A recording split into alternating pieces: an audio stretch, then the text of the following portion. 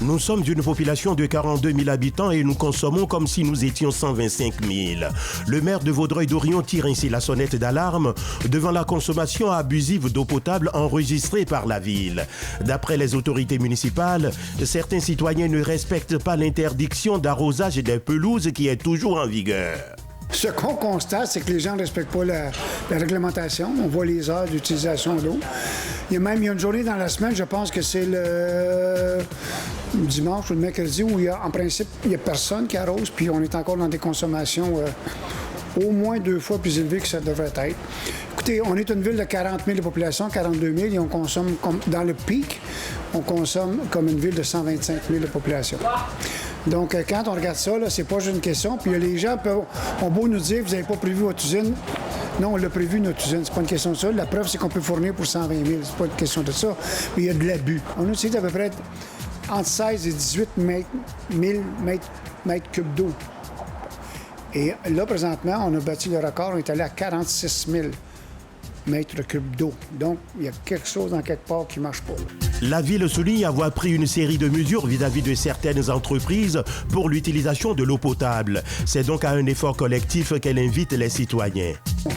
Non, ce qu'on dit aux gens, respecter les réglementations. On comprend qu'il y a des jardins, puis choses, mais l'histoire d'arroser des gazons, là, ça, on arrête ça.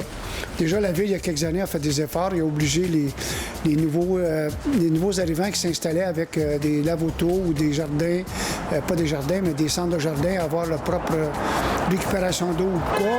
On encourage aussi à avoir les barils d'eau, mais ça n'a pas de bon sens, la quantité d'eau que les gens ont pris. Et les gens, on leur permet, c'est un exemple que je donne, d'arroser les fleurs, mais là, après ça, ils tournent un petit peu, puis là, ils arrosent le gazon, puis ils reviennent aux fleurs. On connaît tous les trucs, là. Oui, les gens consomment trop, les gens abusent, ne respectent pas les règlements, et la ville a beau faire des efforts avec les gros consommateurs, comme je vous le disais tantôt, les jardins, ceux qui vendent des produits du jardinage, des centres de jardin, des choses. Il faut que les gens fassent aussi leur part. Fait que là, nous, en juillet et août, on ne permet plus aucun arrosage de gazon neuf. Ça, les gens le savent. Donc, on a fait des efforts. Il faut que les gens en fassent. Au sein de la population, plusieurs sont conscients de la problématique. Beaucoup de personnes que je vois, ils arrosent l'entrée de garage. C'est pour ça, c'est pas correct, ça. Parce que ça, on peut passer le balai, pas besoin de passer de l'eau. Il devrait être plus sévère encore. Parce que je vois, des fois, ils passent, ils regardent, le monde, il arrose pareil le gazon, puis ils font rien, ils passent. Bien, moi, j'arrose mes fleurs avec l'arrosoir. Puis mon jardin, bien, il y a l'arrosoir. Tu sais, je remplis, puis ça, on a le droit. La démarche de la ville ne s'inscrit pas seulement dans le cadre d'une sensibilisation à la consommation d'eau potable. Elle vise aussi à attirer l'attention de la population sur les conséquences que pourrait entraîner une baisse de la réserve d'eau en cas d'incendie. Le problème qu'on a, c'est pas question de quantité d'eau ou quoi que ce soit, comme je dis, c'est la protection incendie.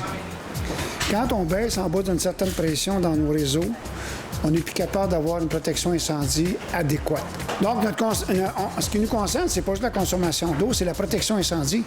Puis là, toutes les villes de la province, c'est le même problème. Même problème. C'est que si on demande trop d'eau, si on abaisse trop les pressions, on ne sera pas capable d'avoir une pression adéquate pour faire une protection incendie.